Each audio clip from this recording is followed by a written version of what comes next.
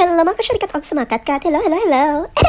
And for today's video mga kasyurikat, magtatagalog tayo ngayon mga kasyurikat, no, since may mga viewers din ako na from mga Tagalog. So try natin magtagalog mga kasyurikat kahit nahirapan tayo sa kalisod. Charis.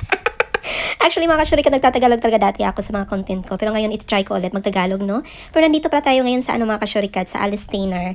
This is my second time na nagpunta dito sa Alice Tainer mga kasyurikat. The last time I was here with my ex-boyfriend and yeah, it was English.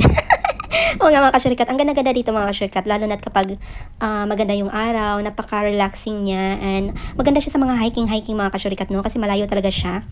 And from the city where I live mga kasyurikat, to papunta dito, it's almost 3 hours papunta dito. Tapos maglalakad ka pa ng mga 20 to 30 minutes. It depends kung paano yung lakad mo, yung pang Miss Universe or yung lakad na basta-basta, depende sa lakad mo mga kasyurikat. Charis.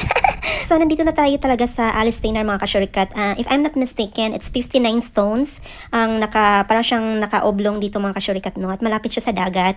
And if you walk from here to mapunta ka pa doon sa unahan talaga mga kasyurikat, may mga restaurant talaga doon. Medyo parang maglakad ka ulit ng mga 20 to 30 minutes para makapunta ka ng restaurant. Pero napakaganda dito mga kasyurikat kasi marami ding mga tourist, no? Tourist? Paano i-pronounce?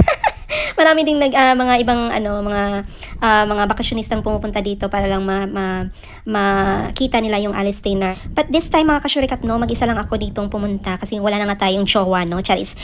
And one of my dream talaga mga kasyurikat, no, na mag-travel na mag-isa kasi yan talaga ang parang natatakot kasi kung mag-travel na mag-isa mga kasyurikat na walang kasama kasi iniisip ko paano na lang kung wala akong kasama tsaka baka maligaw ako, ganito ganyan. Kaya isa talaga siya sa gusto kong ma-try na mag-travel talaga around outside Sweden mga kasyurikat, around Europe na mag-isa lang talaga. I just wanna enjoy my life, no? Charis. Enjoy my